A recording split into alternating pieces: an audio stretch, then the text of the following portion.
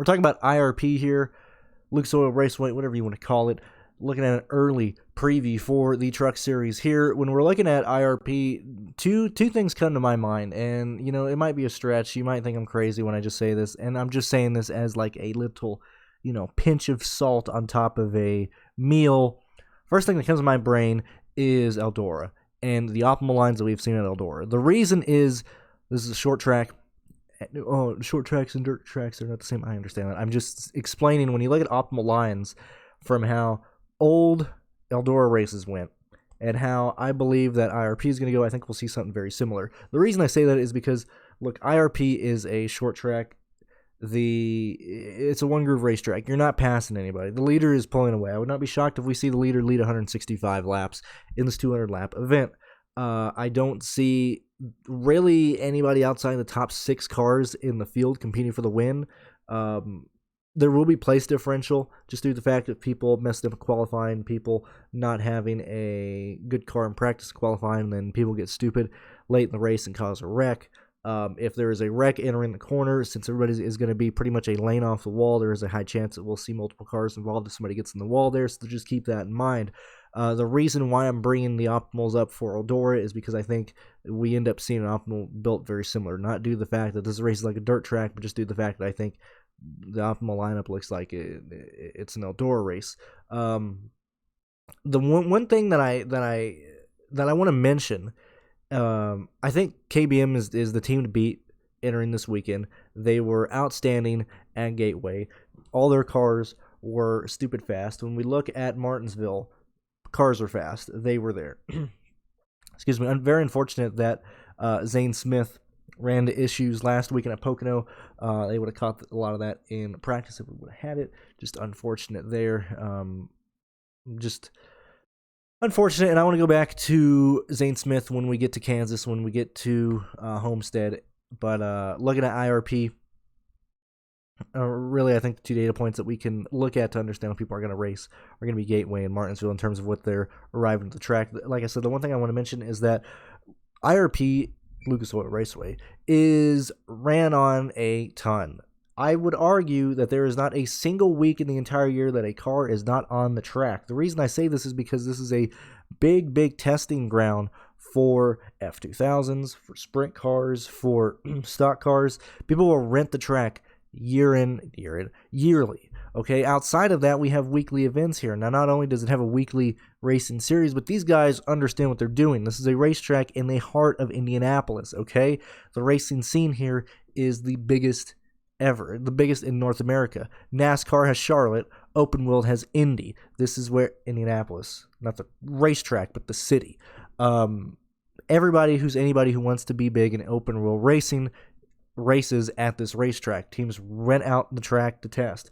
Like I said, they have the big events. The reason I'm mentioning this is because we might see right off the bat that people are too tight entering the corners in practice. That would be the main thing that I want to look at, is just seeing the discrepancy between the start of practice and once a driver gets 5 or 6 laps on the track. And the reason I'm saying that is because this track, unlike nearly every racetrack that NASCAR goes to, is going to have rubber laid into the surface. Because, yet again, this track is raced on a ton. Every series that races here races about a lane and a half or a lane off the outside wall in the corner. So there is going to be rubber laid down, whether it be the Hoosier tires from the open wheel cars, whether it be, I believe it's Cooper tire for some of the open wheel cars. I said open wheel twice. For like Hoosier races, Hoosier performs Hoosier tires mainly for the sprint cars and some of the late models that race here. The Cooper tires are more for the F2000 and the open wheel platforms that primarily race on road courses. Now, the reason I think that is a concern is because we've seen it before, to where sometimes the Goodyear rubber and the general tire rubber from the ARCA series doesn't necessarily mesh right off the bat. There's a situation where we have a situation like that this weekend where, and I think it only affects the big teams because they're the ones we need to consider for the win. They're the ones who this really matters for. Off the trailer is the Goodyear rubber, the Goodyear tires that they're going to be on once they get warm, or even when they're cold. they might kind of skirt across the entry of the corners and slide up a bit more than they initially want, just due to the fact that we're going to have rubber already in the track. Not a major concern or not a major DFS point, but something I think you need to consider when we're looking at the lap-by-lap data from the practice session. I might want to throw out the first 4 or 5 laps from each driver. We're going to get a lot of laps here. We're going to have a good idea of long-run speed, but that's really what I'm looking at in terms of the practice data right off the trailer for these guys.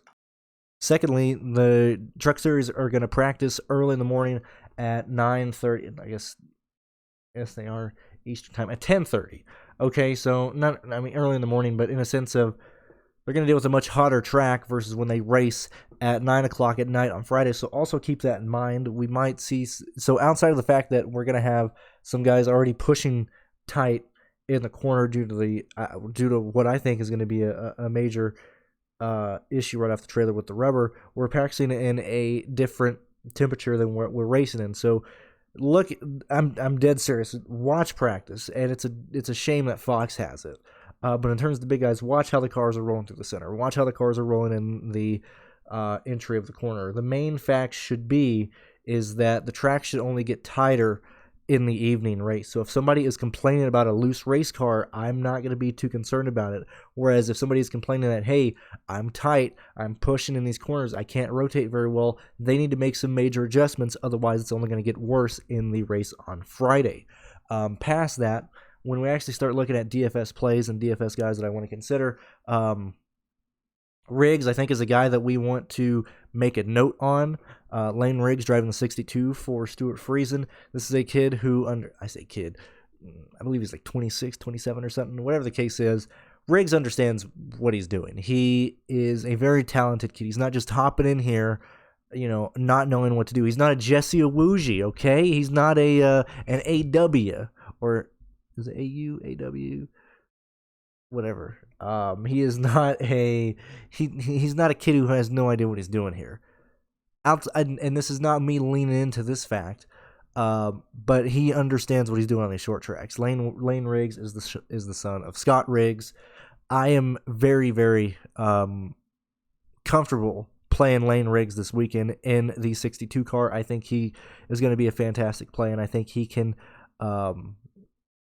qualify and actually run very well. I'm looking forward to Lane Riggs making his debut here. I'm looking forward to him actually being in a good car, the 62 car for Stuart Friesen.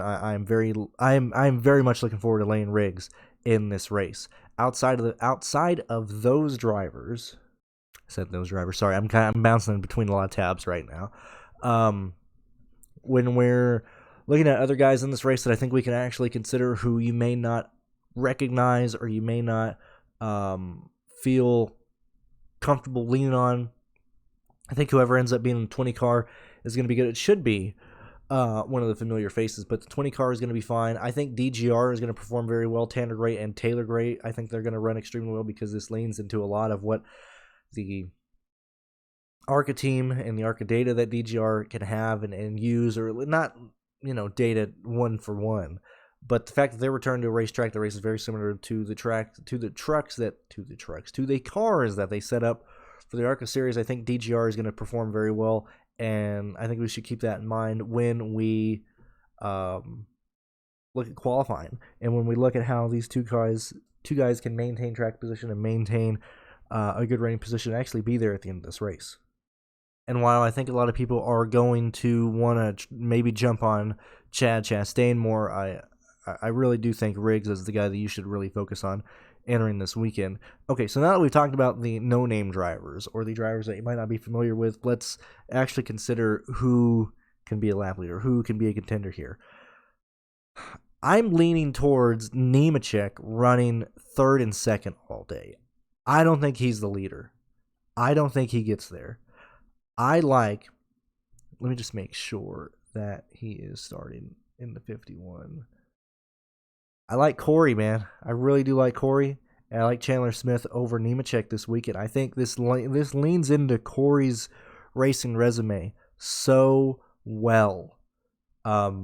I will not be shocked when the 51 qualifies in the top 2. I would not be shocked if we see Corey Heim win this race.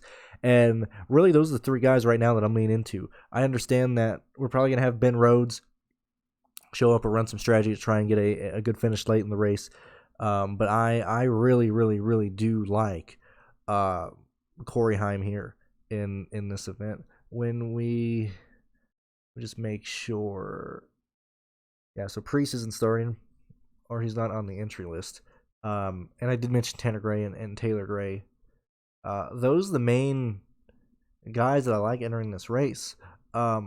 As I said, I know it seems a bit dumb and a bit ridiculous, but when we look back at optimal lineups that we've seen on the dirt track, specifically Eldora, I think that's how you should build, with the main lap leader in mind, maybe a secondary lap leader, and chasing guys that are going to be starting inside the top 15, and then using your last 2 or 3 positions to choose the place differential. I mean, granted, that's what you do every single week, but I think this is a shutout. Man, I think the leader walks away with this race. I don't think there's really any passing in the top 8. All the passing is going to probably be 12 on back. And so keep that in mind. That's how I want to lean towards it.